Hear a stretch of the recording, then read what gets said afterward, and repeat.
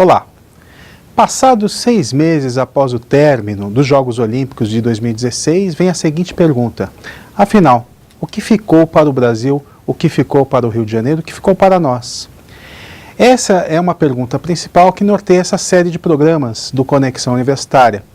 Para começar a falar desse assunto, nós recebemos hoje, no nosso estúdio, a presença do Ricardo Leyser, que esteve presente durante toda a fase da candidatura do Brasil para os Jogos Olímpicos de 2016, foi ministro interino dos esportes, também no ano passado, de março até maio, e depois trabalhou na Prefeitura do Rio, no desenvolvimento e na finalização dos Jogos. Ricardo, então agradeço mais uma vez a sua presença aqui no Conexão Universitária e a gente está dando prosseguimento ao nosso bate-papo sobre o legado, dos Jogos Olímpicos. Eu queria começar perguntando para você o seguinte, faz 6 meses que acabaram os Jogos e a gente está com praticamente todas as arenas aí fechadas, sem movimentação, nada e tal. Em relação a esse legado material que os Jogos Olímpicos trouxeram para a cidade do Rio de Janeiro, para o Brasil, enfim, na tua avaliação, o que está acontecendo? Eu sei que é um problema bastante complexo, mas você como um bom administrador sabe identificar a causa principal, Obrigado pela oportunidade de nós voltarmos a conversar sobre o tema. Olha, tem certas coisas em Jogos Olímpicos, Jogos Paralímpicos, que elas estão no manual, Elas estão no manual. Como, por exemplo, a descrença na véspera. Acontece em todos os jogos, pode ser no Brasil, pode ser na Rússia, pode ser na China, pode ser na Coreia. Sim. A reversão com o sucesso dos jogos, a reversão de expectativa. E também, nesse final, essa cobrança imediata. É um script já. É um script que ele é colocado. Isso não quer dizer, obviamente, que não existem problemas, mas é um script bem delineado. Se nós olharmos em Londres, ou Pequim, ou Atenas, nós não vamos ver coisa diferente. Eu acho que em algumas medidas o Brasil até tem pontos mais favoráveis, melhores. Por exemplo, o grande estádio de atletismo de Londres, problema até hoje. Até hoje ele é um... Está desocupado, não tem programação. Porque às vezes você pensa o conceito, como eles pensaram, e depois a realidade não conversa. Não conversa com esse conceito que você tinha. Então, nós temos algumas coisas. Primeiro, obviamente, é um tensionamento muito grande para a realização dos jogos. Na hora que os jogos terminam, há uma queda de expectativa. De energia, um número menor de pessoas tomando conta daquilo, tudo isso. No caso do Brasil, houve um problema de financiamento do comitê organizador, que o fôlego acabou um pouquinho antes. E existiram problemas na desmontagem. Então, realmente, o relato de todos, seja no Maracanã, seja no Rio Centro, para dar exemplos de centros privados, é de uma desmontagem que deixou muitos prejuízos, que ela não foi cuidadosa, ela não foi acompanhada. Então, há realmente uma falha na gestão dessa desmontagem. Isso gera muito dessas imagens que a imprensa tem mostrado, Só antes da gente continuar, quando você fala desmontagem, para quem não entende muito do que isso implica, você está falando, por exemplo, desmontagem de complexos, de aparelhos... Então, veja bem, quando você tem a arena ela está nua, você coloca várias coisas nela, desde o look of the games, que é todo aquele visual, mas você instala as áreas VIPs, áreas de imprensa, há uma alteração bem razoável daquele espaço, do modo normal de operação daquele espaço. E isso é feito por N subcontratados do comitê organizador. E esse acompanhamento dessa desmontagem, do cara do ar-condicionado, do cara do forro, do cara da sinalização visual, o cara colocou as rampas, o cara colocou as divisórias, que trocou as cadeiras. Esse acompanhamento do comitê organizador, ele deixou a desejar, principalmente pela falta de financiamento, pela falta de recursos que o comitê teve na reta final dos jogos. Então, isso foi uma crise final e isso gerou imagens muito ruins, muito ruins. Quando você vê no Maracanã, as imagens foram feitas, são imagens geradas por essa desmontagem. O Maracanã, durante os jogos, não estava daquela maneira. Claro. Ele estava num outro padrão. Claro. Então, essa desmontagem pelos terceirizados, ela foi pior né, do que imaginado. Isso visualmente... Né, visualmente é um desastre, choca, né? Você olha e fala, nossa, o que aconteceu? Porque tem entulhos, não sei o quê, quer dizer, como que o Maracanã estava de um jeito e, antes dos jogos e depois... Soma isso, quer dizer, o problema de segurança, quer dizer, esse período sob controle final do comitê organizador, que abrange a desmontagem, a segurança, a operação daquele complexo, pós-jogos, ficou um pouco a desejar. E gera alguns prejuízos razoáveis, né, essa desmontagem, mas principalmente gera imagens muito ruins. Então esse é um dado concreto que precisa ser levantado. Outro é que muitas dessas arenas, para não virar nenhum elefante branco, elas vão ser desmontadas. Então teve um caso, por exemplo, de uma reportagem que mostrou o tanque de uma piscina que já foi desmontada para ser montada em outra cidade, para a gente espalhar um pouco esse legado, não adianta ficar com concentrado só 6, 7, 8 piscinas olímpicas importadas na cidade do Rio de Janeiro, quando a gente pode espalhar isso pelo Brasil. Mostrou que o estado da piscina. Não, a piscina já tinha sido desmontada, ela já não estava mais lá. É uma piscina sensacional de aço inox, desmontável, tudo isso, então também tem um pouco esses erros de interpretação. Ou quando você vê o aspecto externo do parque aquático, né, que os banners da Adriana Varejão já rasgaram, tão feios, mas aquilo vai ser desmontado, não tem mais nenhuma... Não existe nenhum sentido em você fazer a manutenção daquilo, gastar dinheiro com uma coisa que vai ser desmontada e remontada em outro lugar. E essas coisas da remontagem, então... São demoradas. São obras também, né? Claro. Aquilo é um centro de mais de 250 milhões. Você desmontar um centro daquele e remontar no outro lugar, vai demorar mais de ano. Não é uma coisa tão óbvia, tão simples assim. Né? Então você tem uma certa confluência dessas coisas. E também, eu diria, uma certa vingança daqueles que estavam incomodados com o sucesso da Olimpíada, né? Muita gente falou assim, vai dar errado, vai dar errado, vai dar errado, vai dar errado, deu certo. Então agora eles acharam a brecha também para voltar para o discurso padrão deles, eu falei que ia dar errado. Mas isso daqui uns 6, 7, 8 meses está resolvido. Eu acho também que aquilo que está funcionando não se mostrou, né? Então, se você vai, por exemplo, no UFRJ, que foi uma obra nossa, nós tivemos a preocupação de transferir para o UFRJ 6 meses de operação e manutenção, foi contratada junto com a obra. E aí vai um pouco das opções. Nós sugerimos, por exemplo, para a prefeitura que fizesse a mesma coisa. A prefeitura optou por não fazer. Nós sugerimos isso, foi uma coisa que nós vimos no Pan-Americano que dava certo. Já contrata com a obra pelo menos 6 meses. Depois, porque aí dá tempo de fazer a licitação, dá tempo de ver quais são os problemas. A administração pública brasileira é muito engessada, muito lerda, né? Então, quando você vai para o UFRJ, nós conseguimos... e o parque está num padrão excelente de funcionamento. Então também tem... Está variado, né? Está variado o Parque Olímpico na Barra, que chama muito a atenção, porque tem grandes equipamentos e tem grandes equipamentos que vão ser desmontados, como a piscina e o handball, e isso gera um certo choque. E a situação no Maracanã, né, que junta uma crise entre o estado do Rio e o concessionário, com esse problema da desmontagem da Rio 2016, que não pagou os prejuízos que foram gerados. Né? Que é um caso específico. Que é um caso específico, o mais visível, inclusive internacionalmente, mas que também eu espero que em alguns meses já esteja tudo recuperado. Então, com relação ao Parque Olímpico, né, antes da Rio 2016, havia uma expectativa de que o parque como um todo fosse ter uma gestão privada, né? E hoje a gente, boa parte, algumas arenas, né, já estão sob responsabilidade do Ministério dos Esportes, que tem também parcerias com confederações, com clubes, prefeitura, exército também ali, marinha, né? Então você tem uma série de agentes ali envolvidos que são do setor público, né? Por que essa promessa da gestão privada não se cumpriu, na sua opinião? Olha, o Ministério do Esporte nunca foi muito crente nessa história da gestão privada. Aqui nós vamos contar uma história do início das obras, né? Quando o Ministério do Esporte fez os estudos para construir o Parque Olímpico, a nossa proposta era o quê? Construir com recursos federais diretos, todo o Parque Olímpico. E nós vimos que alguns equipamentos tinham um grande potencial para PPP, como o centro de imprensa, o centro de mídia, né? E talvez uma operação de ginásio, de um dos ginásios, teria alguma possibilidade de fazer uma receita privada.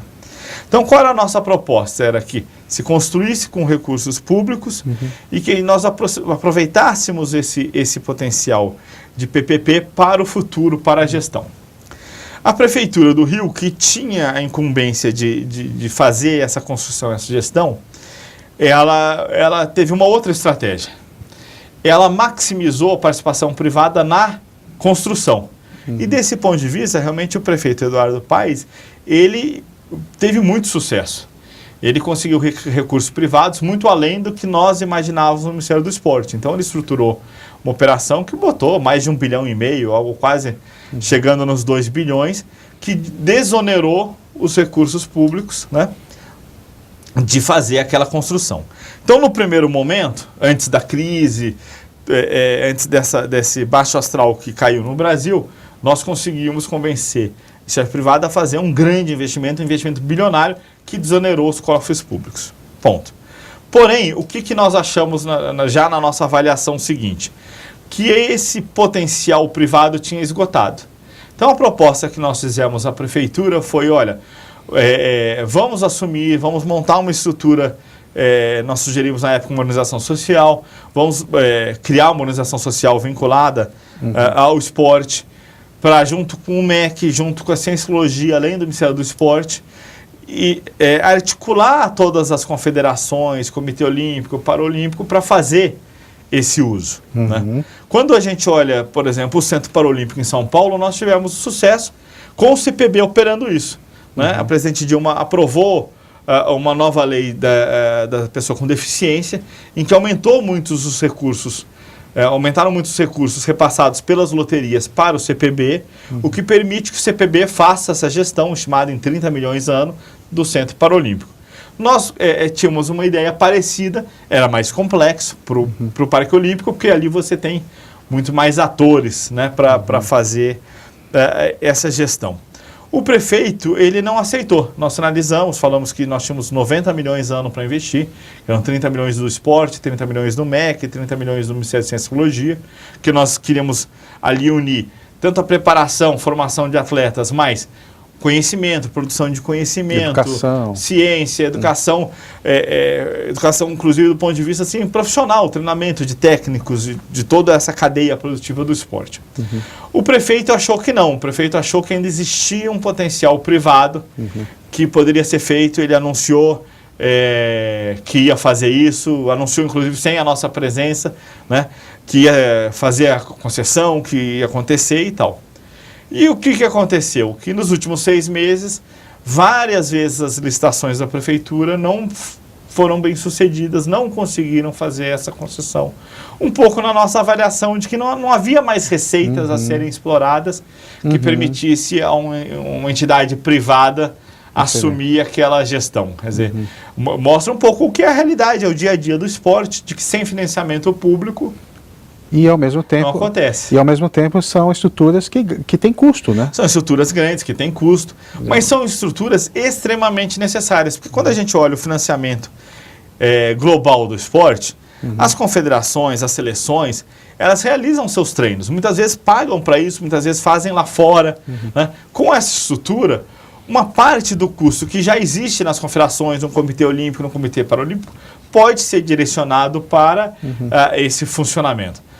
Mas, de novo, eu já comentei isso no outro programa, é aquela visão de que eu posso gastar 4 bi para fazer um parque, mas não posso gastar 90 milhões um ano para operar esse parque. Quer dizer, é sempre uma visão manca, né? De que você faz a estrutura, mas não investe na operação. É o exemplo lá de Munique, que você encontra o Parque Olímpico em todas as feiras internacionais vendendo a utilização, né, do próprio Parque Olímpico 40 anos depois da Olimpíada, entendeu? Mais de 40 anos façam aqui e tal. Uma ativação, isso tem um custo, mas as pessoas não recebem bem esse custo. Então você sempre fica com um pouco manco nessa história. Essa visão mais a longo prazo. A longo prazo e da cadeia. Tem que entender também que o esporte também é um negócio, também é uma cadeia produtiva, também gera emprego. Nós vivemos agora uma época de grande desemprego. O esporte, ele é altamente intensivo em mão de obra, os eventos esportivos são altamente intensivos em mão de obra, tem a capacidade de gerar emprego, mas isso é sempre ignorado, você tem uma barreira, né, ao investimento no esporte, mesmo na opinião pública tem ainda um mau humor por vários motivos, alguns motivos são reais e justos, não? E outros são uma visão às vezes equivocada que você tem do que é essa indústria do esporte. Ok. Eu tenho na verdade, tenho duas perguntas do professor Anderson Gurgel, que é nosso participante à distância aqui do programa. O Anderson, então, fez duas perguntas para o Ricardo e vamos ouvir, então, o que o Anderson pergunta para o Ricardo. E a minha contribuição para este programa, que está abordando a parte de legado relacionado à infraestrutura das arenas, os investimentos que foram feitos, é justamente sobre esse aspecto central, né?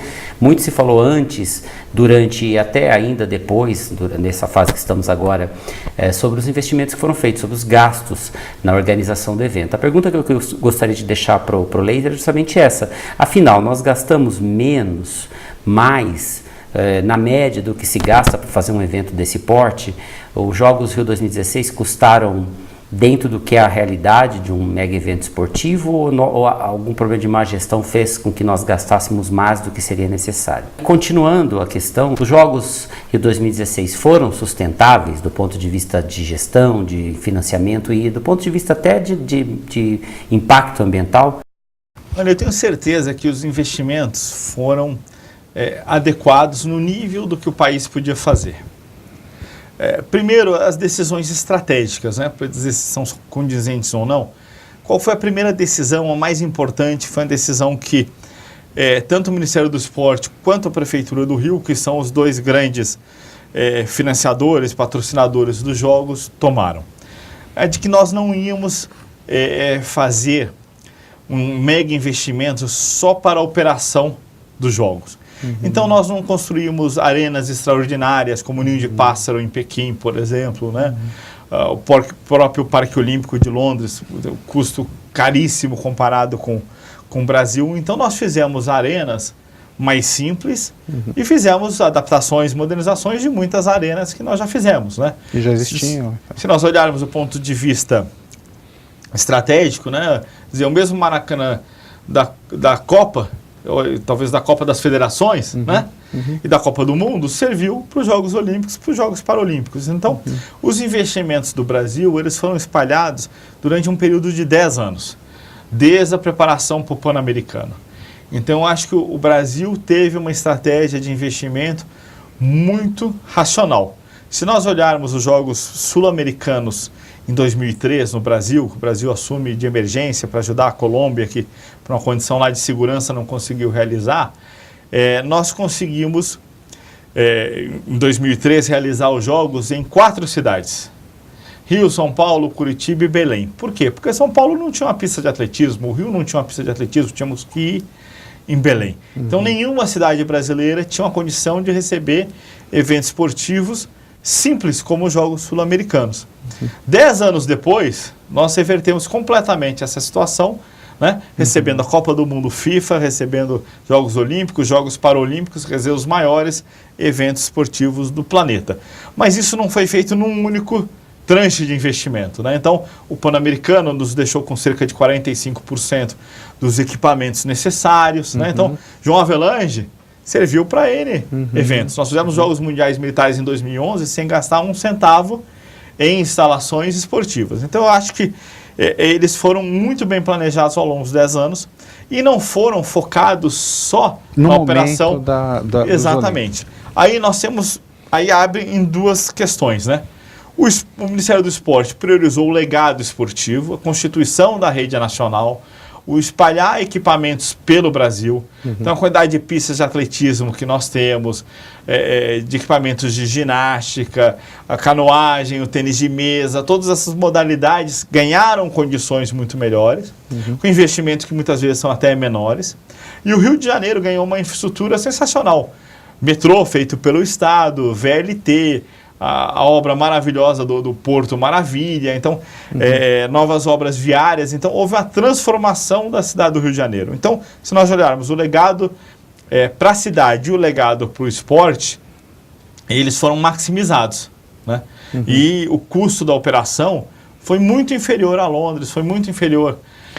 A gente poderia falar algo em torno de quanto? Falam-se em 38 bilhões de reais. Eu não concordo com esse número de 38 bi, porque ele inclui os investimentos em infraestrutura.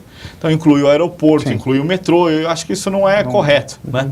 E porque, mesmo assim, quando fazem, eles comparam com custos equivocados dos jogos. Por exemplo, em Londres, eles comparam esse custo de 38, 39 bi, que inclui metrô, VLT, viário, um monte de coisa, aeroporto, com o custo só do Parque Olímpico de Londres. Se você pegar a linha de trem que eles criaram específica, que passa por... né? É muito menos. Não, só a linha que Londres construiu, na época, eram quase 9 bilhões de libras esterlinas. Quer dizer, um custo maior que os Jogos do Rio de Janeiro. Então, muitas vezes, quando eles fazem esse número 38, 39, eles comparam com números diferentes. Entendi. Então, eu acho que nós temos que tirar esse custo de infraestrutura e considerar o custo do comitê organizador, o custo das arenas esportivas, o custo dos jogos mesmo, tirando esse legado. O metrô tinha que acontecer... de qualquer jeito. De qualquer maneira, nunca aconteceu. A Olimpíada permitiu, pela primeira vez, com esse tensionamento de datas, visibilidade, que ele acontecesse, né? Então, eu acho que nós conseguimos andar num financiamento adequado, tanto público quanto privado, tanto do município, quanto do Estado, quanto da União. Acho que a crise política, ela atrapalhou na cereja do bolo, né? Então, aquela participação privada extra para você fazer o show melhor, fazer aquela mobilização, fazer as festas e tal, ela ficou 3/4 da cereja. Acabou. Não ficou a cereja inteira. Tira um pouco o brilho, né? Tira um pouquinho. Não da hora, porque mas você poderia ter um conforto maior. Isso implicaria no maior conforto para o comitê organizador e provavelmente num impacto menor na desmontagem, né, nessa operação final dos jogos, provavelmente você teria um impacto menor se o comitê tivesse captado 100, 200 milhões de reais a mais, para um comitê que foi com uma receita de, sei lá, 8 bilhões de reais privado, que é um sucesso, é uma coisa muito boa, né? Você está falando que tinha que ter captado 3, 4, 5% a mais do que captou para ter a coisa perfeita. Então chegou muito perto, mas realmente, do ponto de vista da iniciativa privada, houve um recuo, como a gente já comentou no outro programa de 2013 em diante. Então eu acho que assim, o investimento privado nos últimos 3 anos dos jogos, ele ficou um pouquinho a desejar, poderia ter sido um pouquinho melhor.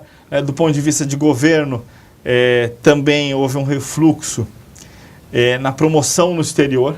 Eu acho que poderia ter tido uma promoção mais forte no exterior, mas no contexto de crise política, esses gastos no exterior, eles são sempre muito rejeitados pela opinião pública. Quer dizer, aquela questão que a gente tem que lidar com o fechamento do Brasil. Quer dizer, o Brasil é um país continente, né? Então, ele muitas vezes ele não olha para fora, né? Ele é pouco agressivo lá fora.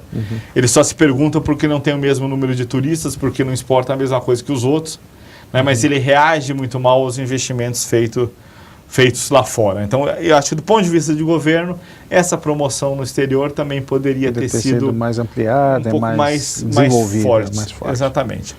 A sustentabilidade do investimento, eu acho que ela é grande, né? Porque os grandes investimentos de infraestrutura envolveram parceiros privados, concessões, quer dizer, a estrutura ela foi toda montada, então a operação garantida, né? Tem vias que são pedagiadas, então tem um concessionário que mantém, um concessionário que explora o metrô, explora o VLT, o porto, tudo isso. Então, o aeroporto do Galeão, quer dizer, tudo isso foi realmente já resolvido, né? Já nasce resolvido. E eu acho que o grande número de parceiros que principalmente o Ministério do Esporte trabalhou também ajuda. Então você tem as universidades participando, as Forças Armadas participando, isso dá uma tranquilidade. Quer dizer, Deodoro, o Exército não vai deixar aquilo cair, não vai deixar virar terra de ninguém, né? Vai manter, tem uma tradição esportiva que nós recuperamos esses anos aqui no Brasil. O esporte militar estava muito abandonado. foi uma questão muito central para nós, culminou na realização dos Jogos Mundiais em 2011 e na manutenção do programa de alto rendimento das Forças Armadas, que foi criado para 2011. Então, hoje, muitos atletas, né, foram incorporados nas forças, com recurso, inclusive, oriundo do Ministério do Esporte. Muitas vezes as pessoas não sabem isso, né, mas é uma parceria defesa e esporte. Então, você tem um conjunto de atores que ajuda. Algumas coisas pontuais, como o aumento dos recursos do CPB, que permite que o Centro Paralímpico funcione, e alguns equipamentos em prefeitura. Né? Então, tem uma multiplicidade que ajuda. Agora, tem as questões tradicionais dos jogos que precisam ser resolvidas. Quer dizer, na hora que não há sucesso na concessão, na parceria público-privada do Parque Olímpico, isso gera um problema de alta visibilidade. Eu acho que foi uma decisão corajosa do Ministério do Esporte de assumir essa gestão ante o fracasso da licitação, né, o não interesse da iniciativa privada. Eu acho que foi uma medida necessária e corajosa. Era que a gente defendia antes, mas claro, a gente defendia num outro modelo, mais preparado, mais estruturado, mas dada a conjuntura, no momento era o que poderia ser feito. Eu acho que foi bem feito. E eu acho que você vai ter uma mobilização conduzida pelo Ministério do Esporte, de comitê olímpico, de confederação, de clube, que rapidamente vai levar a uma operação muito boa desse parque. Né? Eu falava muito para os repórteres estrangeiros, que diferente, por exemplo, da Inglaterra ou da China, falava, não vai ficar um elefante branco. No Brasil há uma carência de equipamentos esportivos, então há demanda para a operação daqueles equipamentos. É diferente do estádio de futebol da Olimpíada de Londres. Entendeu? Que é um monumento. E que eles não precisam. Eles já têm outros, né? No caso do Brasil, nós não temos outro velódromo, nós só temos aquele. Então é dar certo ou dar certo. Não, você pode bater um pouco de cabeça em 1 mês, 2 meses, 3 meses, mas no final tem o seguinte: tem o ciclismo brasileiro e tem o velódromo brasileiro. Isso vai se encontrar. Não tem como não se encontrar. Ok. Bom, Ricardo, então eu queria agradecer muito a tua presença aqui no nosso programa Conexão Universitária. E o Conexão Universitária é o programa do canal universitário que discute diversos temas. Né? A gente está discutindo aqui com o Ricardo, que foi ministro interino dos esportes no ano passado, acompanhou de perto, muito de perto, a preparação e o desenvolvimento e a finalização dos Jogos Olímpicos Rio 2016. E se você tiver alguma pergunta, alguma sugestão, alguma dúvida em relação ao que a gente discutiu aqui, manda para a gente, manda para o e-mail cnu@cnu.org.br e a gente vai ter o maior prazer em responder nos próximos programas ou até mesmo encaminhar ao próprio Ricardo. Ricardo, mais uma vez, muito obrigado a sua presença. Eu que agradeço ao nosso telespectador que está nos assistindo e estou sempre à disposição do canal universitário, é sempre um papo muito gostoso. Muito obrigado.